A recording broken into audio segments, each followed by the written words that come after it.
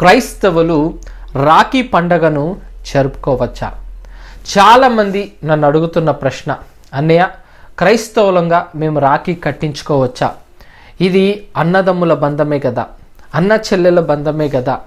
So చెల్లికి రక్షణగా నేను ఉంటానని, మరి ఆ చెల్లి నా ప్రొటెక్ట్ చేయమని అడుగుతూ కట్టమని చెబుతుంది కదా రాఖీ.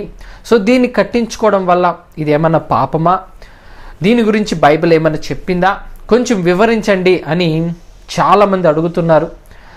సో దీని గురించి నేను ఒక క్లియర్ ఇన్ఫర్మేషన్ మీకు అందించాలని ఈ విధంగా మీ ముందుకు వచ్చాను. ఎప్పుడైనా ఒక విషయాన్ని గుర్తుపెట్టుకోండి, దేని గురించి అయినా మనకు ఒక సందేహం ఉన్నప్పుడు దాని గురించి మనము మూలానికి వెళ్ళి వెతకాలి. అసలు ఏంటి దీని ఇన్ఫర్మేషన్ ఏంటి, అసలు దీని పుట్టుక యొక్క కారణం ఏంటో మనం తెలుసుకోవాలి. అవి తెలుసుకున్నప్పుడే మనము ఇలాంటి పండుగలు జరుపుకోవచ్చా లేదా అనే సమాధానం మనకు దొరుకుతుంది. సో ఇప్పుడు రాఖీ యొక్క చరిత్రను మనం చూడగలిగితే ఇది హిందూ పురాణంలో మనకు కనపడుతుంది. బైబిల్లో దీని గురించిన ఇన్ఫర్మేషన్ లేదు, దీనికి బేస్ లేదు. సో ఇది హిందూ పురాణంలో కనపడుతుంది. ఆ పురాణంలో దీని గురించి ఏమని వివరించారనంటే, పూర్వము దేవతలకు రాక్షసులకు పెద్ద యుద్ధమే సాగింది. ఈ యుద్ధంలో దేవతలకు రాజైన దేవేంద్రుడు గారు రాక్షసుల మీద ఓడిపోతాడు. ఓడిపోయి ఈయన అమరావతికి వచ్చి అమరావతిలో తలదాచుకుంటాడు. ఎప్పుడైతే ఈ విషయాన్ని దేవతలకు రాజైన దేవేంద్రుడు గారి భార్య గారు విన్నారో, ఇంద్రాణి గారికి ఈ విషయం తెలిసిందో, అప్పుడు ఆమె ఏం చేస్తుందంటే ఒక ఉపాయం ఆలోచిస్తుంది. రావణి పౌర్ణమి రోజు పార్వతి పరమేశ్వరుల దగ్గర లక్ష్మీనారాయణ పూజించి రక్షణ అనే ఒక తాడు కడుతుంది. ఆ తాడు కట్టినప్పుడు దేవేంద్రుడికి ఒక ఉత్సాహం వస్తుంది. సో ఈ తాడు నేను కట్టాను కదా, వెళ్ళి యుద్ధానికి వెళ్ళమన్నప్పుడు ఈ విషయాన్ని గమనించిన దేవతలందరూ కూడా దేవేంద్రుడి దగ్గరికి వెళ్ళి వీళ్ళందరూ కూడా ఆ తాడుని కట్టి చేతికి తనని ప్రోత్సహిస్తాడు. ఎప్పుడైతే వారిని ప్రోత్సహించినప్పుడు ఆ దేవేంద్రుడు గారు మరలా వెళ్ళి ఈ రాక్షసులతో యుద్ధం చేసినప్పుడు మరలా ఆయన ఆ యుద్ధంలో గెలిచి ఆ త్రిలోక ఆధిపత్యాన్ని సంపాదించుకుంటాడు. సో ఇది రాఖీ యొక్క చరిత్ర. సో దీని పునాది కనుక మనం జాగ్రత్తగా ఆలోచిస్తే, పార్వతీ పరమేశ్వరుల దగ్గరికి వెళ్ళి లక్ష్మీనారాయణ పూజ చేసి ఆ తాడుని కట్టారు. దాన్నే రక్షణ అని పిలిచారు. సో దీన్ని ఇప్పుడు ఒక క్రైస్తవుడిగా, ఒక ఆత్మీయుడిగా నువ్వు అవలంబించొచ్చా? ఒక్కసారి ఆలోచించుకో మిత్రమా. నేను ఇక్కడ నువ్వు కట్టించుకోవచ్చా లేదా నేను చెప్పను, నువ్వు ఆలోచించుకో. నీకు దేవుడు తెలివినిచ్చాడు, దేవుడు నీకు జ్ఞానాన్ని ఇచ్చాడు, కాబట్టి నువ్వు ఆలోచించుకో. వాక్యం ఏం చెబుతుందో నువ్వు ఆలోచించుకో. బైబిల్ అయితే ఖచ్చితంగా అన్యమత ఆచారాలను ఖండించాలి అనే బైబిల్ చెబుతుంది. వాటి జోలికి వెళ్ళకూడదనే బైబిల్ చెబుతుంది. అలాంటప్పుడు ఒక ఆత్మీయుడిగా నీకు రాఖీతో ఏంటి పని? ఒక్కసారి ఆలోచించుకో. అన్యమత ఆచారాలు ఫాలో అవ్వాల్సిన పరిస్థితి నీకేమొచ్చింది? సంఘం ఎప్పుడు కూడా క్రీస్తు కొరకు ప్రత్యేకంగా బ్రతకాలే కానీ అన్యమత ఆచారాలు సంఘంలోనికి రావడానికి దేవుడైతే యాక్సెప్ట్ చేయడు, ఆయనైతే ఒప్పుకోడు, ఆయనైతే వీటిని అస్సలు యాక్సెప్ట్ చేయడు. కాబట్టి వీటి గురించి ఆలోచించండి.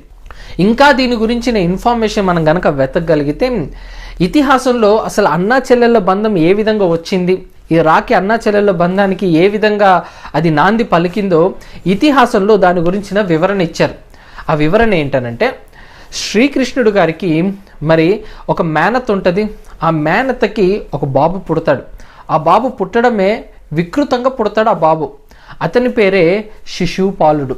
అయితే ఆమెకు పెద్దలు ఏమని చెప్తారనంటే, ఎవరి చేతిలో అయితే ఈ బాబు మరలా నార్మల్గా అయిపోతాడో వారి చేతిలో నుంచే ఈ బాబుకు మరణం అనేది సంభవిస్తుంది అనే విషయాన్ని చెబుతారు పెద్దలు ఆమెకు. చెప్పినప్పుడు ఒకరోజు శ్రీకృష్ణుడు గారు మరి ఆమె ఇంటికి వచ్చినప్పుడు బాబుని, ఆ వికృతంగా పుట్టిన ఆ బాబుని తీసుకెళ్లి శ్రీకృష్ణుడి చేతిలో పెట్టినప్పుడు ఆ శ్రీకృష్ణుడి చేతిలో పెట్టగానే ఆ బాబు మరలా నార్మల్గా అయిపోతాడు. ఆ బాబు ఎప్పుడైతే అలా అయిపోతాడో అప్పుడు ఆమె భయపడి మరి ఆ శ్రీకృష్ణుడిని వేడుకుంటుంది. నువ్వు మరి ఈ శిశుబాలుడిని నువ్వు ఏం చేయకూడదు, ఇతనికి మరణదండను నువ్వు శిక్షించకూడదు అని అంటే శ్రీకృష్ణుడు గారు ఏం చెప్తారంటే, 100 తప్పుల వరకు నేను ఇతన్ని ఏమనను, ఏం చేయను, కానీ 100 తప్పు దాటితే మాత్రం ఖచ్చితంగా ఇతన్ని నేను ఖండిస్తాను, ఇతన్ని నేను శిక్షిస్తాను అనే విషయాన్ని శ్రీకృష్ణుడు గారు చెబుతారు. తర్వాత ఆ బాబు ఎదుగుతూ అక్కడున్న వాళ్ళందరితో కూడా కొంచెం క్రూరంగా ప్రవర్తిస్తూ మరి అతను ఒక రాజ్యాన్ని పరిపాలిస్తుంటాడు. ఇవి కాకుండా చీటికి మాటికి శ్రీకృష్ణుడు గారితో గొడవ పెట్టుకుంటూ ఉంటాడు. ఎప్పుడైతే 100వ తప్పు ఇతను చేస్తాడో, ఈ 100వ తప్పు చేసిన తర్వాత శ్రీకృష్ణుడు ఆగ్రహంతో మరి శ్రీకృష్ణుడు వేలికి సుదర్శన చక్రం ఉంటుంది కదా, ఈ సుదర్శన చక్రంతో ఆ శిశు బాలుడిని సంహరిస్తాడు శ్రీకృష్ణుడు. అది బలంగా ప్రయోగించినప్పుడు ఈ శ్రీకృష్ణుడు గారికి చెయ్యి కొంచెం కట్ అయిపోయి రక్తం కారుతుంది అనమాట. రక్తం కారుతున్నప్పుడు ద్రౌపది గారు ఏం చేస్తారంటే తన చీర చెంగును చింపి శ్రీకృష్ణుడికి కట్టినప్పుడు శ్రీకృష్ణుడు ఏమంటాడంటే, ఇదిగో నీకు నేను అన్నగా ఉంటాను, నీకెప్పుడు ఏ అవసరం ఉన్నా నన్ను పిలువు, నేను రక్షిస్తాను అని అంటాడు. సో తర్వాత కాలంలో ఎప్పుడైతే మరి ద్రౌపది చీరను పట్టుకొని లాగుతూ ఆమెను అవమానిస్తున్నప్పుడు ద్రౌపది గారు ఎప్పుడైతే అన్నా అని పిలవగానే శ్రీకృష్ణుడు గారు ప్రత్యక్షమై అక్కడ ద్రౌపది గారిని కాపాడతాడు. సో ఇది చరిత్ర. సో అన్నొచ్చి చెల్లిని కాపాడాడు అనే ఈ యొక్క హిస్టరీతో దీని మీద బేస్ అయ్యి దీనిని ఉద్దేశించి రాఖీని చాలామంది జరుపుకోవడం అనేది జరుగుతుంది. రాఖీ యొక్క పుట్టుకకు కారణాలు ఇవే.